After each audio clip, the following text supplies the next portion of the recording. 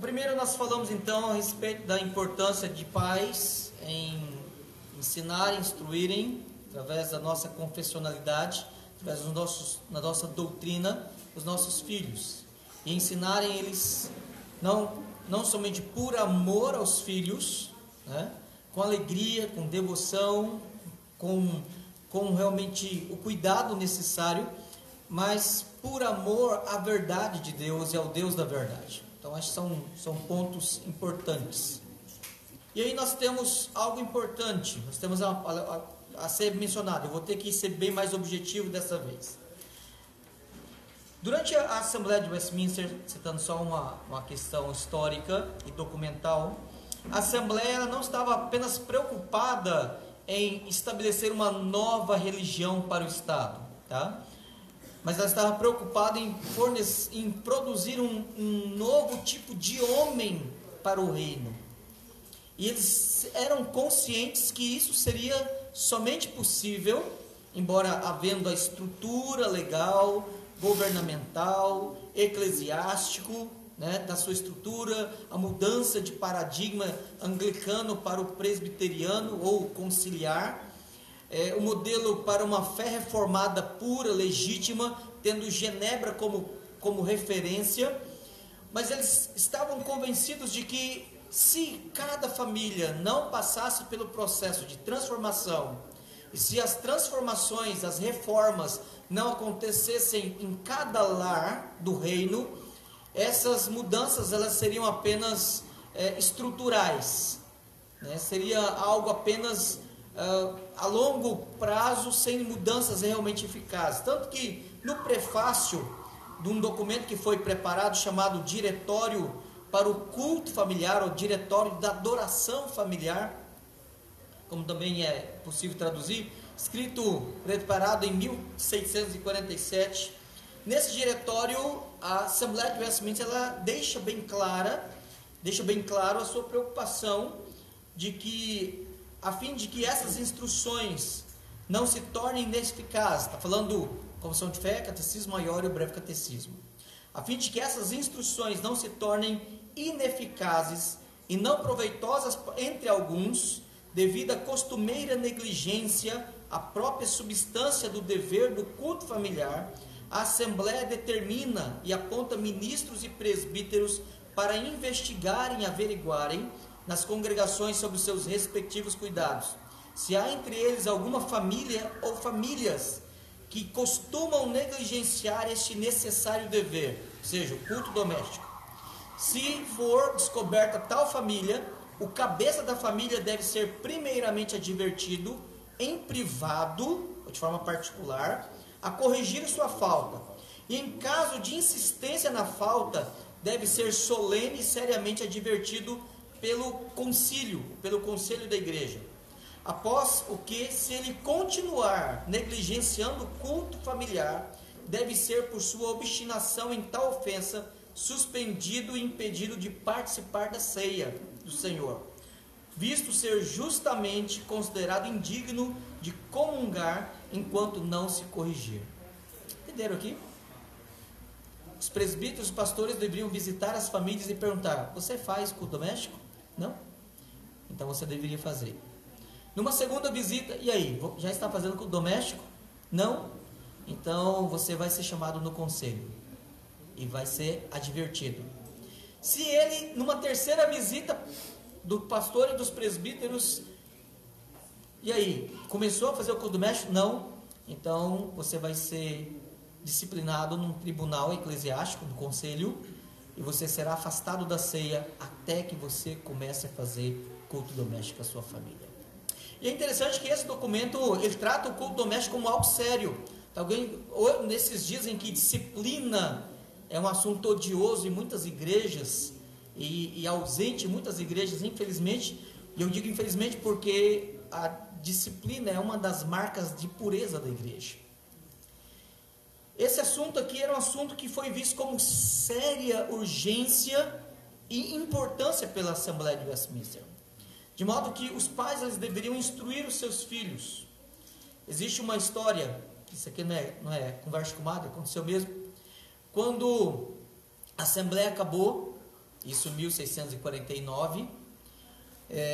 Um dos senhores, um dos lords ingleses, agora com uma das cópias do breve catecismo, ele assentou-se à mesa com a sua família, seus filhos, a esposa e os filhos, e ele então começou a ler o breve catecismo para eles, e ele ficou assim, tomado de admiração, dizendo: veja, que profundidade, que coisa fantástica, que precisão doutrinária.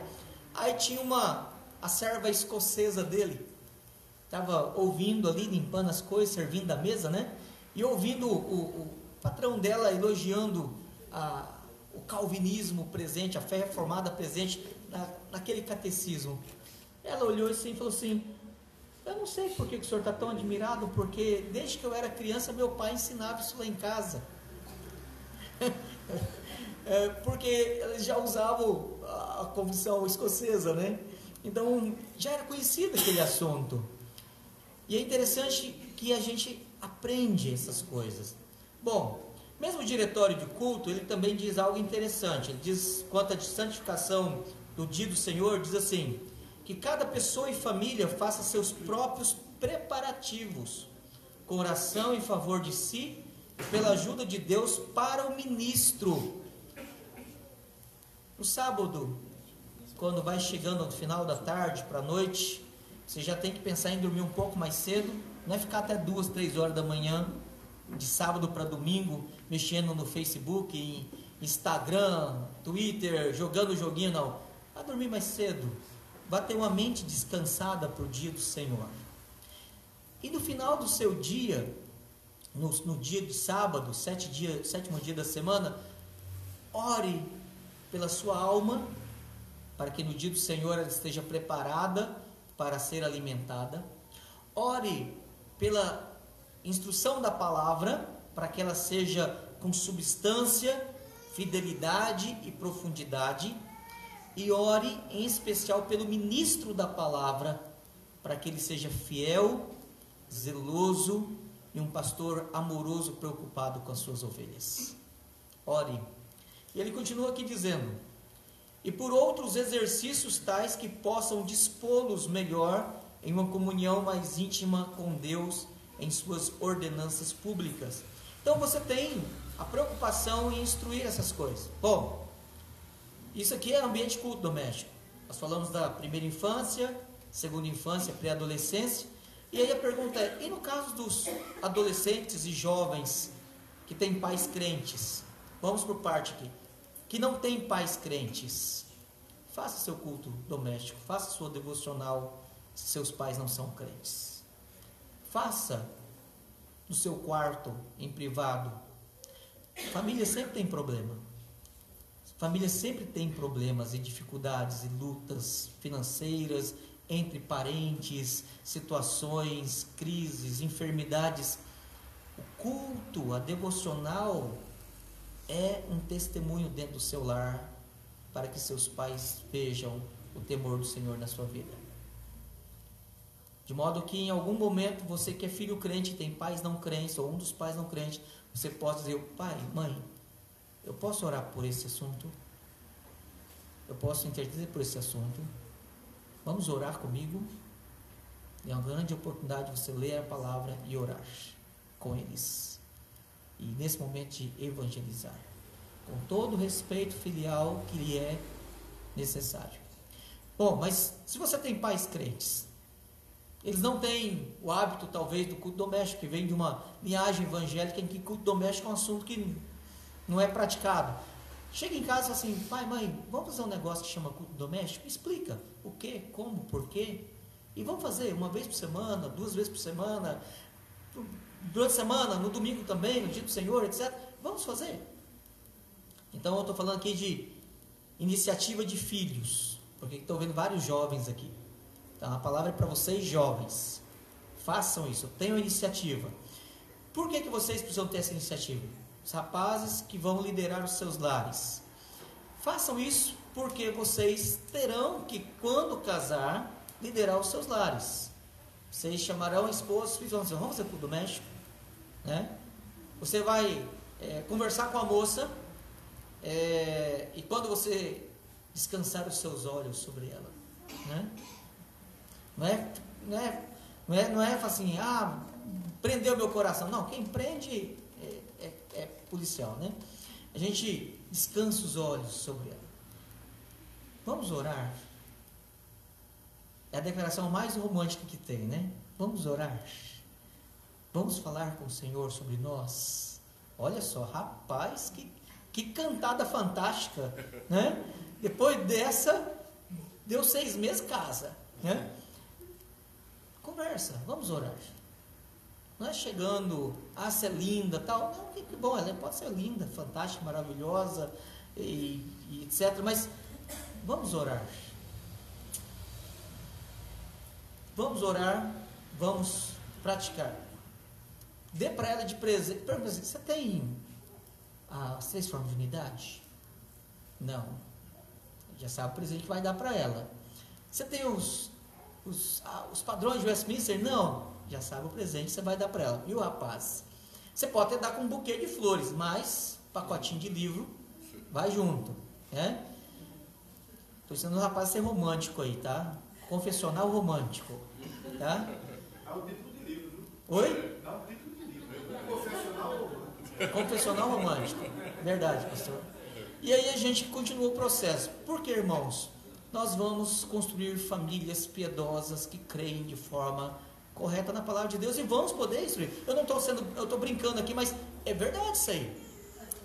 Pergunta para minha esposa qual foi a primeira coisa que eu falei para ela. Primeiro, você está bonita. Mas naquela época não teve um pastor Tocaxi que me ensinou a falar de forma correta, né? Eu falei assim, você está muito bonita. Ela falou assim, você também. Exagero dela, né? Aí a segunda coisa que eu falei para ela assim, eu gostaria de orar com você. Foi romântico. Gostaria de orar com você. Como assim orar comigo? Orar, para ver se é a vontade de Deus, a gente continuar conversando e quem sabe surgir alguma coisa entre nós e etc, e continuamos conversando. E começamos a orar. Nós oramos um período e aí daqui a uns dias eu realmente formalizei o pedido de namoro.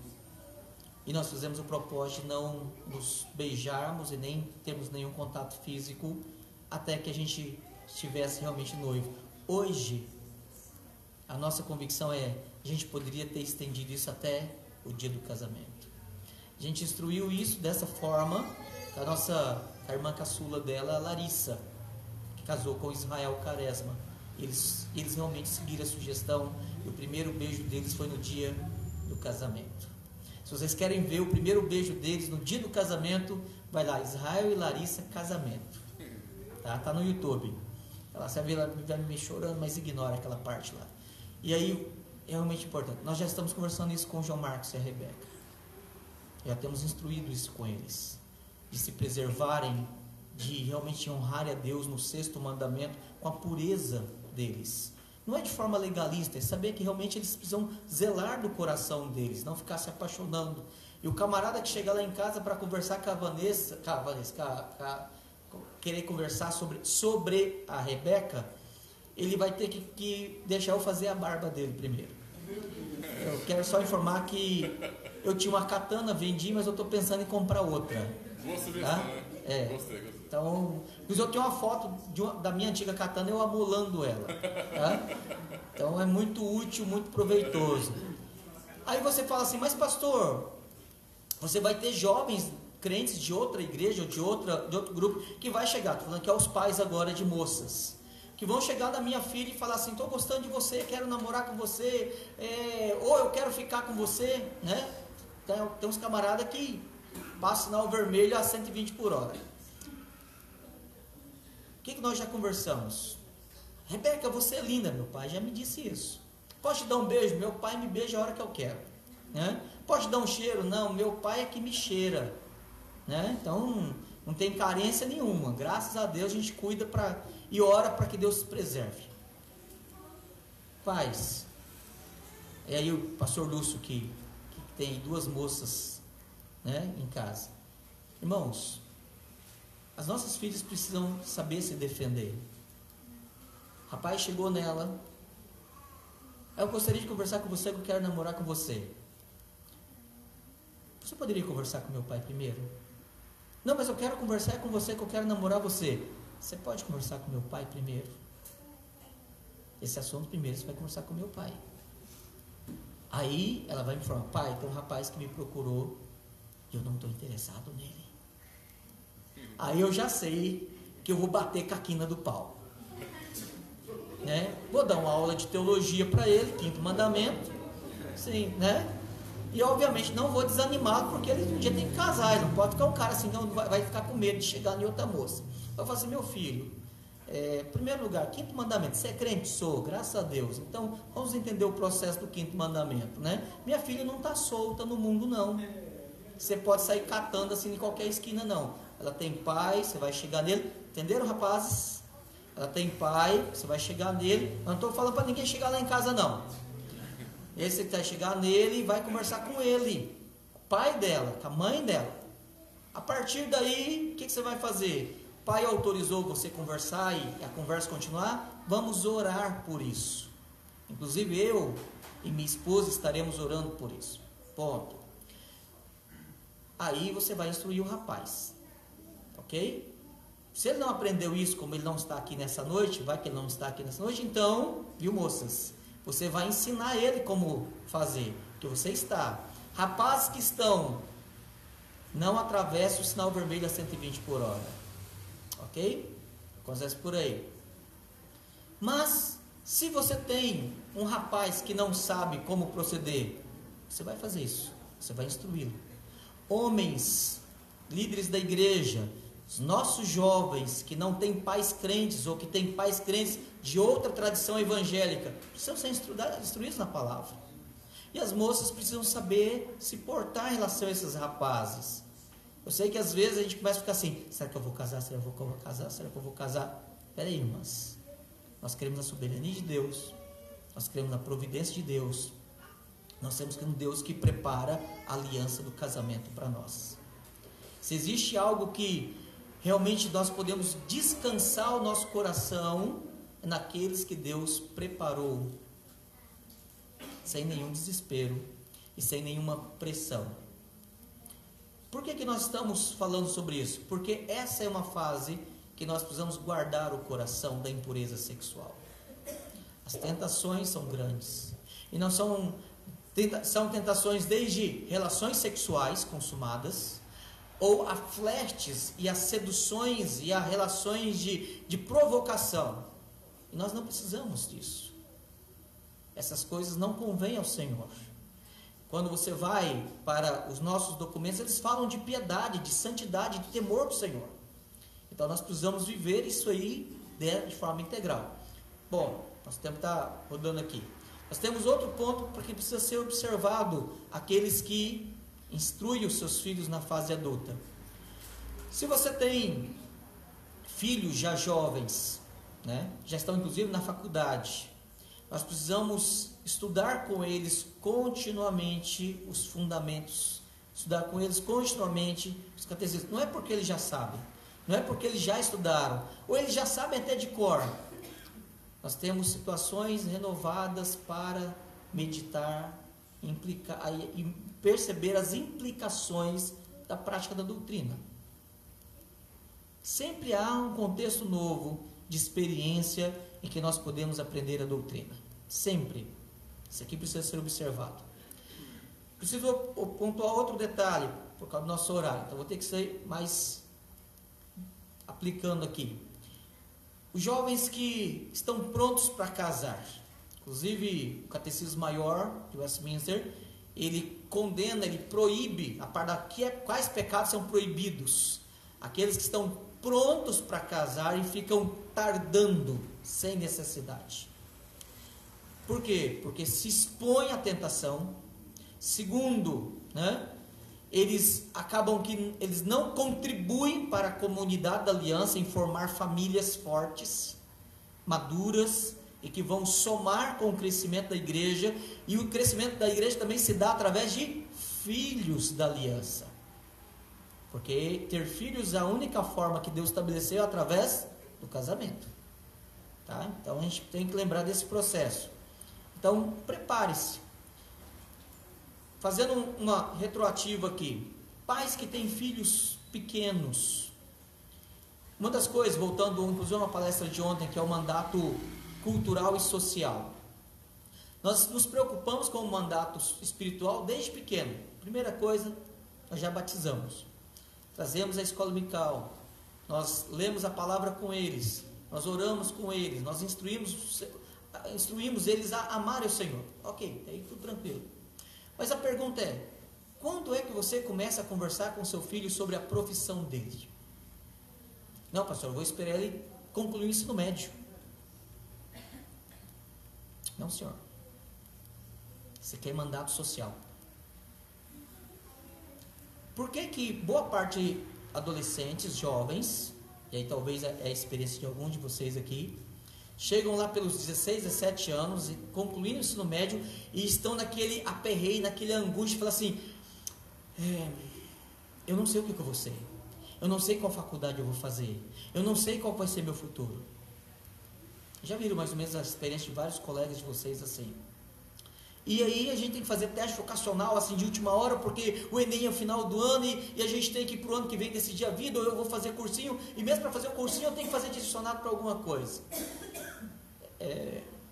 Por que essas coisas acontecem? Porque nós, como bons brasileiros, deixamos para a última hora, ou ignoramos a responsabilidade nossa como pais, família da aliança, em visualizar através da experiência, através do discernimento, e como que nós poderemos ajudar os nossos filhos na escolha daquilo que eles farão, para o sustento, a profissionalização ou a preparação acadêmica deles para o sustento dos seus lares. Porque esse jovem, aos 23, 24, 25 anos, ele já vai estar potencialmente pronto para casar de forma biológica, em algum momento, mas a pergunta é, ele já estará pronto profissionalmente, pronto para sustentar o lar e constituir uma família?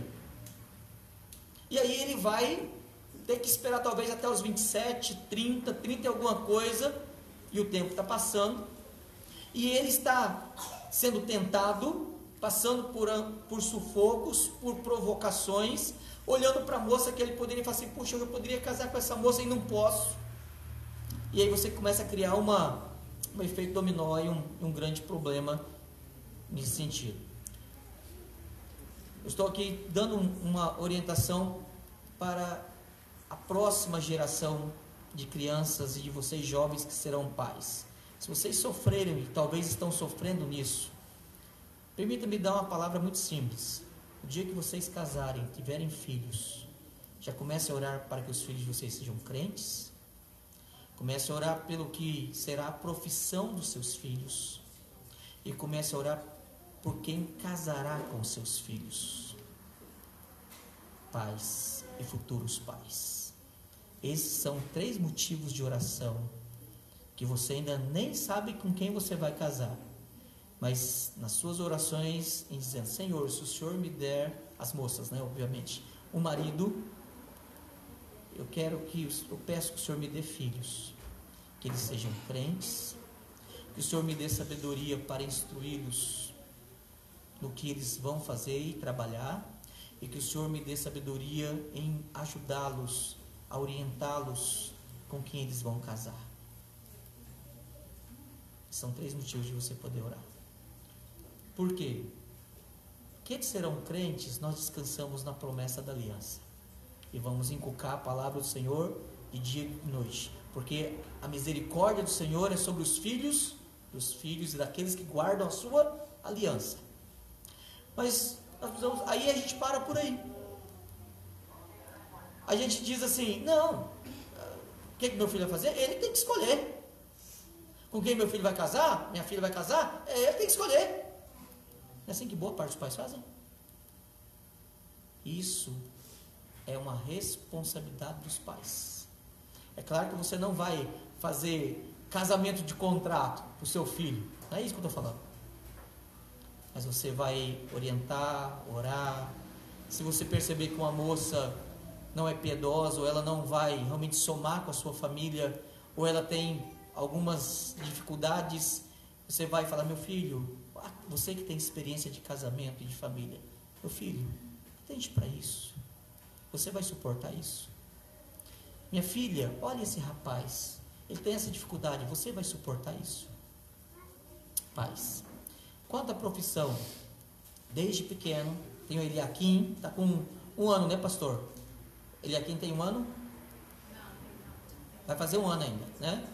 Já tem 1 ano, completou 1 ano. Eliakim, quem criou você? Deus, né? Aí respondeu lá o catecismo baby, 40 perguntas, pronto. Com menos de 2 anos ele vai dar capaz de fazer isso. Daí você já vai começar a fazer assim: o que você vai ser, rapaz?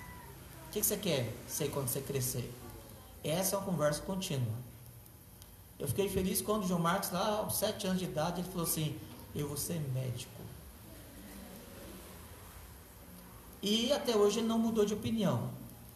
E o motivo que Deus usou isso, embora foi um motivo de muito sofrimento, porque ele perfurou o olho e destruiu a retina, o cristalino, né, do olho direito, por causa de um acidente de um anzol e uma chumbada. Mas um homem que eu estava discipulando na época, Valdemar Katayama, de certa forma causou uma boa influência, junto com a equipe médica dele, em cuidar, em ser amoroso, atencioso. E o João Marcos, a partir daquele momento, um dia eu estava voltando com ele da escola, e ele estava na cadeira, no assento do banco de trás. Eu lembro até hoje, ele falou assim: pai, eu estou pensando em ser médico. Ele tinha 7 anos, 8 anos, obrigado Vanessa, 8 anos. Eu estou pensando em ser médico. As nossas conversas são bem filosóficas, né? Pensando em ser médico. Eu falei: meu filho. Aí ele falou assim: o senhor vai me ajudar a pagar a minha faculdade? Naquela hora eu enchi o olho d'água. Porque eu falei assim: pode ser que ele vai mudar de opinião daqui a pouco. Mas na hora que ele me perguntou: você vai me ajudar a pagar a minha faculdade? Eu falei: rapaz, o negócio vai ser sério. Eu falei assim: o papai, você sabe que a gente é pastor não tem. Ele quer ser rico, não seja pastor. Deus não nos chamou para ser rico, Deus nos chamou rico em bens, né? Eu falei assim: o papai vai fazer de tudo o que a gente puder para a gente poder colocar. Agora vai depender de você se esforçar para isso. E nós temos conversado. E de lá para cá, eu tenho trabalhado, comprado literatura, colocado ele em contato com profissionais da área, para prová-lo, para realmente incentivá-lo, para às vezes desanimá-lo, né? O ano passado, quando ele machucou o dedo, nós levamos ele no hospital meio complicado para ele ver o contexto lá do AUE. Na hora ele ficou meio assustado. Eu falei: mas é esse ambiente que você vai enfrentar, é isso que você quer mesmo? E graças a Deus, Deus tem falado assim: é isso. Então nós temos que incentivar os nossos filhos, mostrar as diferentes profissões. É professor, é engenheiro, é pastor, é pedreiro, é médico, é enfermeiro, é professor universitário. Então nós temos que colocar os nossos filhos em contato e dizer assim: o que você quer ser? E obviamente nós vamos ver se eles são mais teóricos ou se eles são mais práticos, para poder orientá-los no que eles vão ser. Então a primeira preocupação é que eles sejam crentes. A segunda preocupação é como eles vão se sustentar. E a terceira preocupação é com quem eles vão casar. Pais, isso faz parte do mandato social, que eu não falei ontem. Isso faz parte da teologia do pacto. E os nossos catecismos, da primeira à última pergunta, elas estão estruturadas dentro da teologia do pacto. Que Deus nos abençoe. Sigamos em conhecer o Senhor.